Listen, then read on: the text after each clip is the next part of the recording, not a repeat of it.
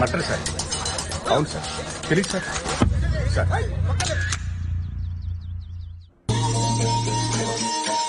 ఇతని పేరు సింహాద్రి నాయుడు. ప్రతి యుగంలో ఒక రాక్షసుడుంటాడు. అలాగే ఈ కర్నూలుకి వీడే బకాసురుడు. కర్నూల్ని ఇతని కనుసైగలతో భయపెడుతూ రాజకీయ నాయకుల అండతో ప్రజల్ని హింసిస్తూ ఒక ఆర్థిక శక్తిగా ఎదిగాడు. 1000 కోట్లు దోచుకుని రాజకీయంగా తిరుగులేని శక్తిగా మారాలన్నది సింహాద్రి నాయుడి ఆలోచన.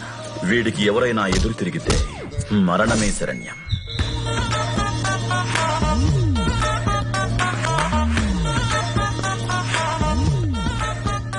Good morning sir. Kondareddy Burji దగ్గర ఒక మర్డర్ జరిగింది. అవును సార్. ఆ మర్డర్ వరలక్ష్మి చేసిందని కేసు పెట్టండి. సార్ ఆవిడ ఈ మర్డర్ చేయలేదు సార్. ఆవిడకి ప్రజల్లో చాలా మంచి పేరు సార్. ఆవిడ మీద కేసు పెట్టాలంటే సాక్ష్యం చాలా బలంగా ఉండాలి సార్. బలమైన సాక్ష్యాలే క్రియేట్ చేయ. అర్థమైంది సార్. వరలక్ష్మి గారు, వరలక్ష్మి గారు, వరలక్ష్మి గారు, వరలక్ష్మి గారు.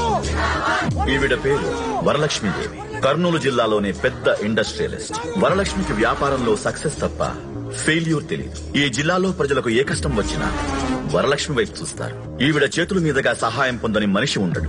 ఈవిడకి దండం పెట్టని చేతులు ఉండవు. ప్రజల్లో వరలక్ష్మికి పెరుగుతున్న పాపులారిటీ, ఆదరణ చూసి రాజకీయంగా తనకు అడ్డొస్తుందన్న భయంతో ఈ హత్య కేసులో వరలక్ష్మిని ఇరికించాడు సింహాద్రి నాయుడు.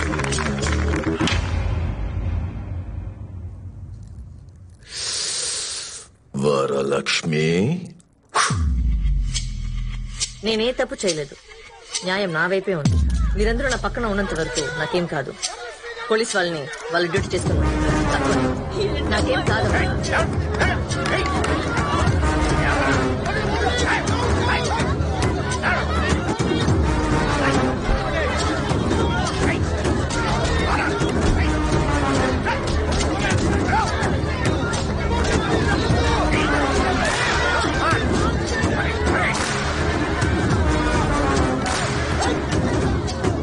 ఇప్పుడే కలుస్తాను. బాని అర్జెంట్ గా లాయర్ గారిని కలవడానికి ఏర్పాటు చెయ్యి. అలాగేమ్మా.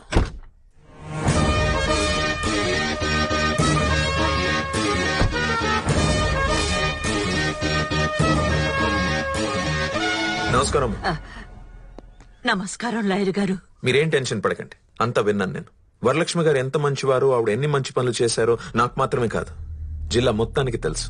ఆవిడ నీ కేసు నుంచి నిర్దోషిగా బయటికి తీసుకురావడం నా బాధ్యత. చనిపోయిన భూపాల్ 3 నెలల క్రితం మా అమ్మాయి దగ్గర పిఏగా జాయిన్ అయ్యాడు. నిన్న రాత్రి అతన్ని ఎవరో చంపేశారు. ఇదంతా చూస్తుంటే మా అమ్మాయిని ఇరికించాలని ఎవరో చేస్తున్న కుట్రలాగా అనిపిస్తుంది. మీరే కాపాడాలి లాయర్ గారు. ధైర్యంగా ఉండండి మేడం. నేను తప్ప వరలక్ష్మి గారిని బయటికి తీసుకొచ్చే లాయర్ ఈ కర్నూలులోనే లేడు.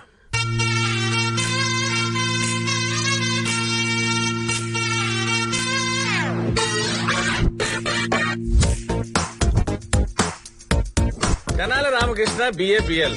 ప్రతి కేసు మీద అప్ టు 50% ఆఫ్. కేసు ఓడిపోతే 100% క్యాష్ బ్యాక్. కేసులు ఇవ్వండి ప్లీజ్. ఒక కేసు ఇస్తే మరో కేసు ఫ్రీ. తినాలే, సౌత్ ఇండియా షాపింగ్ మాల్ లో కూడా ఇన్ని ఆఫర్ బోర్డులు ఉండవురా. అయినా గ్రామ్ తెలివితేటలు నాకన్నా నీకు ఎక్కువ ఉన్నాయి కదా. సొచ్చ పుచ్చ కేసులు నాకు వస్తున్నాయి కదా, నీకు రాబెట్టి. ఒరే, దూద్ పేడకి ఆవు పేడకి తేడా తెలియని అమ్మాయికప్ జనాలు మనోళ్ళు. నన్ను గుర్తించడానికి టైం పడుతుంది అంతే. అతన టైం ఆయగా. ఏంటి తినాలి అంత కాన్ఫిడెంట్ గా ఉన్నా? ఏదైనా కేసు వచ్చిందా? యా. ఏ కేసు? నీలబిందెల కేసురా.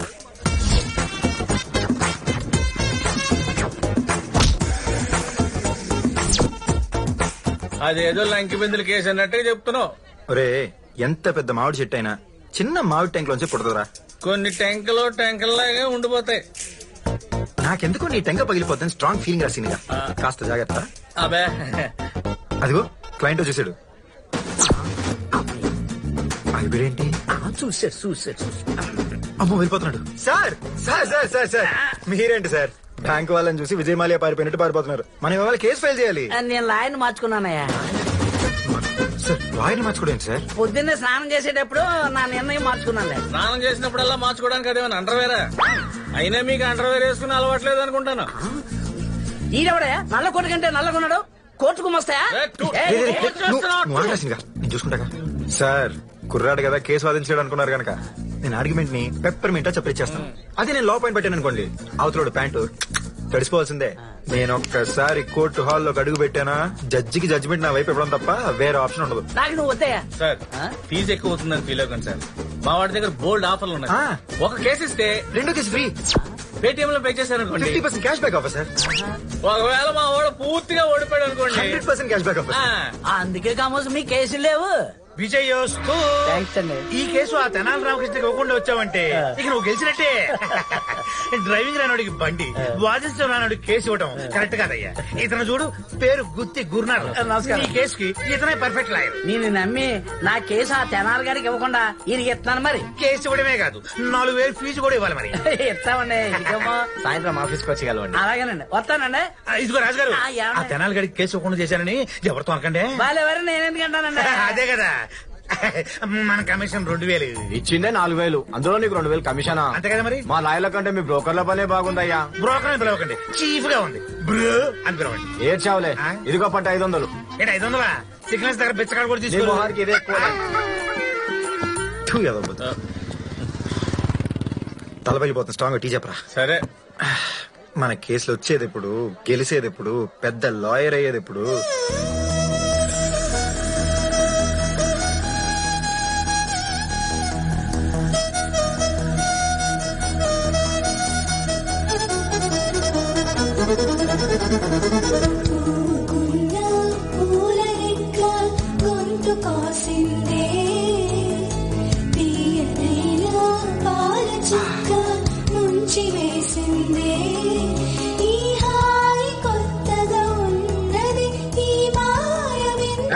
Hello, excuse me.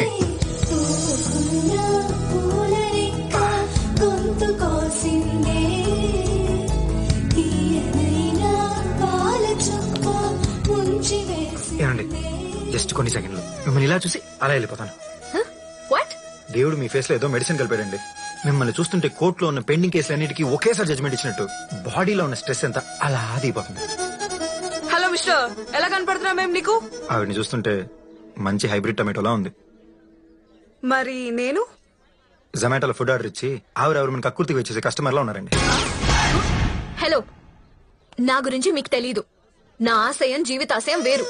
నేను కేసు మీద కేసు, కేసు మీద కేసు, కేసు మీద కేసు వాదించి లేడీ రామ్ జట్మలానిలా అవుతా, అంతేగా? అంతే.